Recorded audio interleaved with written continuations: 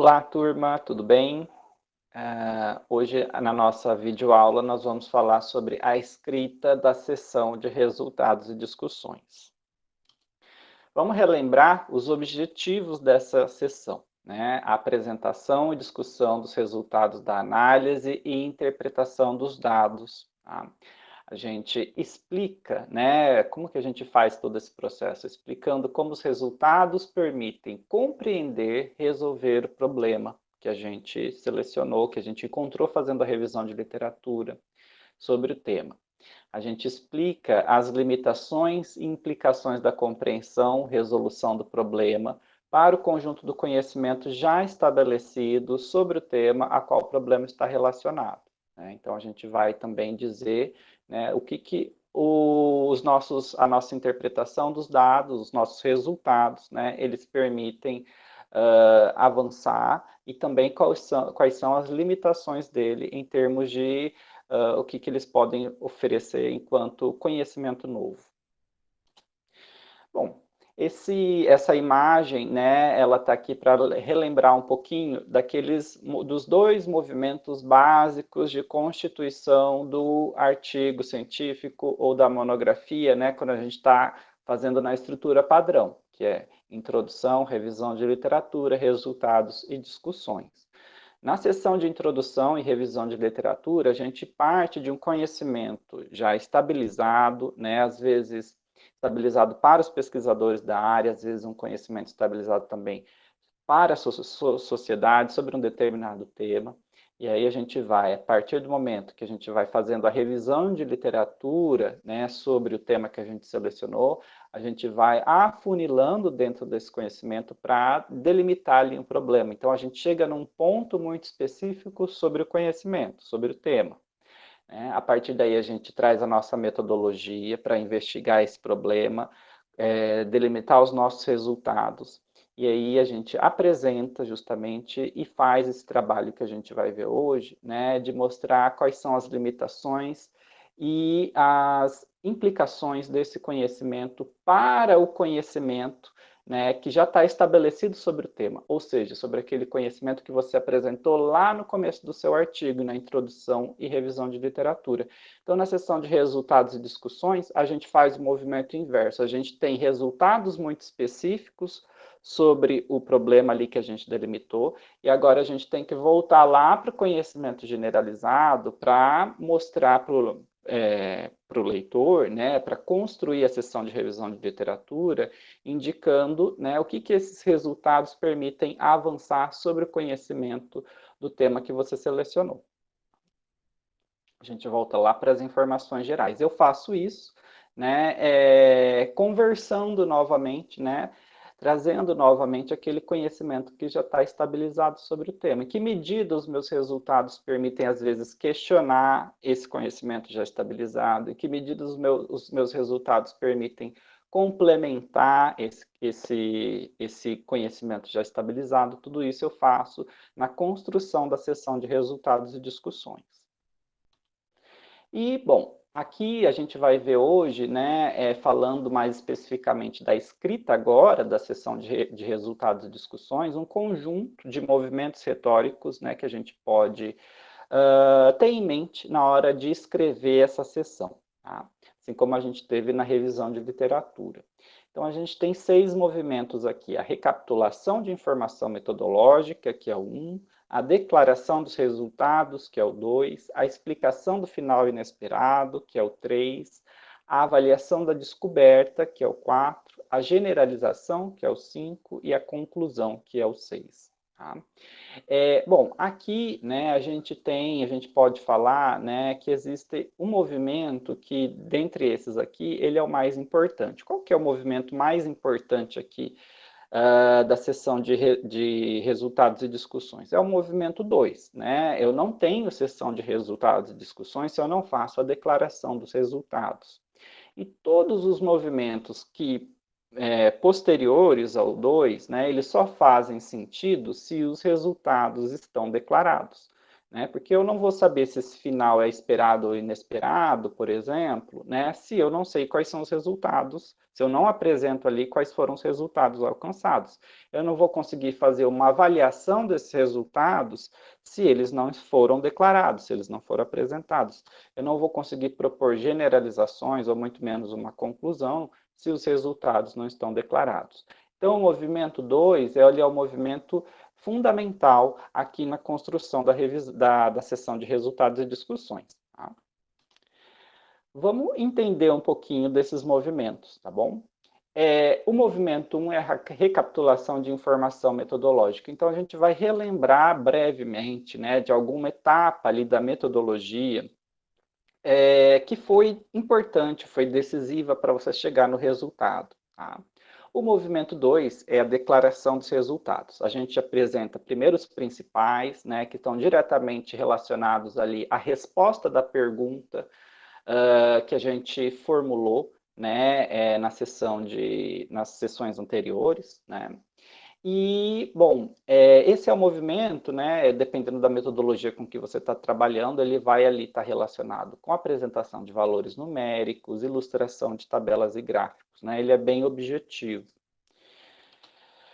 Objetividade, né, o que caracteriza, né, como que esse efeito de objetividade ele pode ser produzido na língua quando nós estamos apresentando resultados de um experimento. Né? A gente tem na língua um recurso, né, no nível do verbo, né, entre os elementos verbais, para produzir esse efeito de objetividade, que é usar a terceira pessoa do singular, junto à partícula se, né, ou usar para indicar impessoalidade, né, ou usar a terceira pessoa do plural, o nós. Tá? Bom, então esses são alguns recursos que a gente tem, né, aí no nível nos elementos verbais, né, para se construir esse efeito de objetividade. E a gente vai, né, conjugar aí nessa terceira pessoa do singular, né, ou na terceira pessoa do plural, os verbos que a gente tem disponível para expressar resultados. Que verbos são esses? Observar, verificar, concluir. Então, a gente pode escrever, por exemplo, concluiu-se que, verificou-se que, ou verifica-se que, observou-se que, ou a gente pode também, né, podemos verificar, né, ou verificamos que, ou a gente também pode construir ainda sendo impessoal, né, locuções como foi possível observar, foi possível verificar, ok? A subjetividade, né? Objetividade caracteriza o movimento 2, subjetividade já caracteriza, né, o movimento 3, né? Principalmente quando a gente está falando aqui de um final inesperado. Às vezes você chega a um determinado resultado que não era aquilo que você esperava, não está diretamente relacionado à sua hipótese, né? Bom, e aí você tem que explicar de alguma forma, esse resultado ele não pode ser escondido, apagado, né? Ele tem que ser apresentado. Bom, como ele não está ali no seu alcance, né, de explicação, a gente tem que, pelo menos, tentar formular um porquê, né, desse resultado inesperado. Né? Na linguagem coloquial, a gente usa muito o verbo achar, né, para fazer isso. Na linguagem escrita, né, o achar, ele fica, no caso da produção de um TCC, ele fica muito informal, né? Para produzir esse efeito, né, de incerteza, né, ou em relação à explicação de um determinado fato ou fenômeno, a gente pode usar verbos modais, como poder e o dever, no presente ou futuro do pretérito. Poderia ser por isso, deveria ser por aquilo. Eles marcam a incerteza sobre a validade universal de uma afirmação. Bom, então, é justamente isso que tá colocado aqui nesse slide, né? Quando a gente não tem certeza sobre as causas, né? Quando é algum resultado inesperado, você não tem certeza sobre as causas dele ter ocorrido ou ter ocorrido de determinado modo, nós usamos expressões como pode ser porque ele, deve ser porque, deveria ser por isso, poderia ser por aquilo. Essa é uma forma de tentar explicar, né, sem estabelecer certeza, o porquê da ocorrência de um determinado fato de maneira formal, né, sem usar o verbo achar, que é o verbo muito informal na escrita, né, na indicação de incerteza dentro da escrita de um TCC. Bom, aqui a gente vai ver alguns exemplos dos movimentos. Tá? Esse trecho foi retirado de um artigo da área de letras, né, em que foi retirado da seção já dos resultados do artigo, né, explicando de maneira geral. Esse é um artigo que fala sobre sentidos de números em discursos. Né? No caso, os autores analisam os números numa matéria jornalística aqui. Bom, e veja, né, eles estão apresentando os resultados. Olha o verbo. Em verde, a gente tem o movimento do tipo 2, que é a apresentação dos resultados. Olha o verbo que eles usaram, né, e qual foi, né, a conjugação que eles usaram. Pode-se verificar. Né? E em amarelo, né, eles estão aqui recuperando elementos da metodologia que está relacionada a essa teoria ADL-TBS, né, para apresentar esse resultado que veio em verde. Bom, esse aqui é um trecho retirado de uma pesquisa da área de química, mas ele serve para a gente ver essa diferença dos movimentos, né? 1, 2 e 3 também aqui. No movimento 1, é um trabalho experimental feito dentro de um laboratório que visava ali, né, sintetizar algumas substâncias, né, que estão relacionadas a essa goniotalamina, que está aqui no título, logo abaixo do trecho. Né? E aqui no trecho em amarelo, né, a gente tem o movimento 1. Ela está recuperando aqui informações que foram importantes para ela conseguir derivar, sintetizar esse derivado 25. Né? No caso, ela está dizendo, olha, foi feito de forma análoga ao 24, e ali ela está explicando o detalhe, né, que não permitiu que a sintetização do 24 e do 25 fossem feitos da mesma forma. Em verde, ela declara os resultados, né, o resultado ali, né, no caso, a quantidade, né, da síntese que ela obteve foi de 4%. E, por fim, né, ela tem aí esse 4%, pelo que a gente lê em seguida no trecho azul, não era esperado, foi um rendimento muito baixo, né?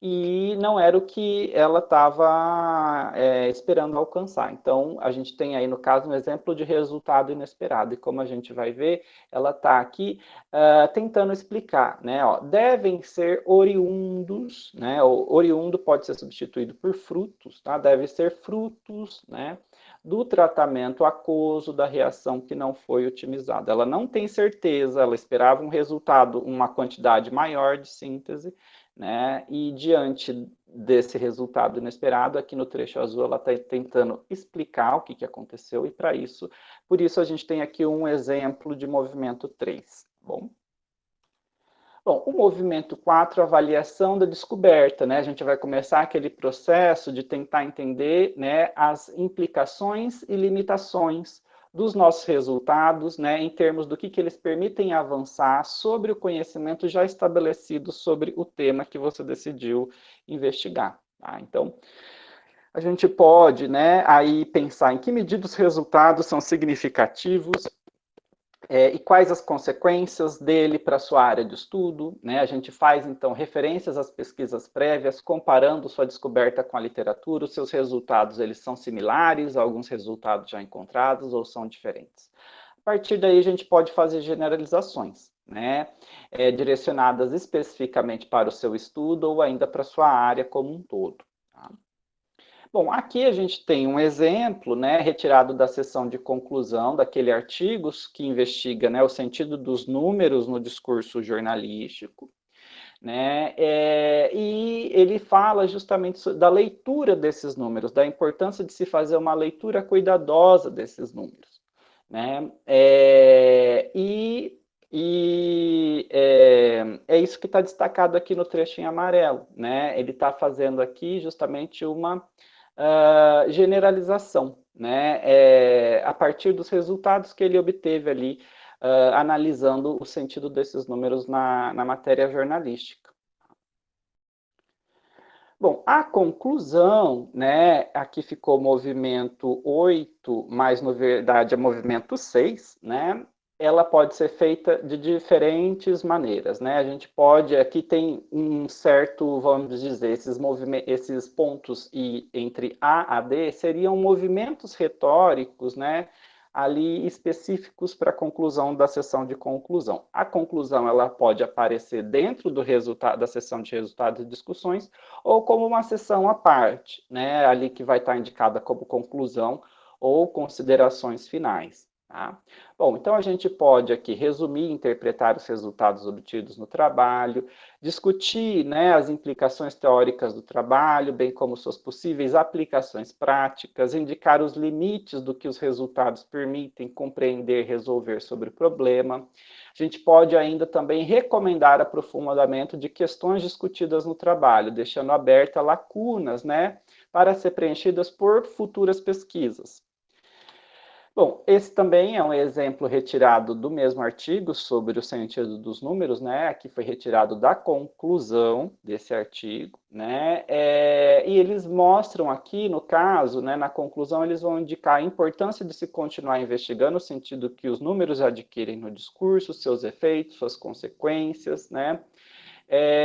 Quando a gente não faz essa leitura que eles quando, né, acontece de se nessa situação em que você acaba fazendo uma leitura superficial e equivocada, né? Porque eles estão justamente debatendo aí a leitura sobre os números, né? Como às vezes uma leitura superficial ou feita às pressas pode levar a conclusões a partir desses dados numéricos muito equivocadas.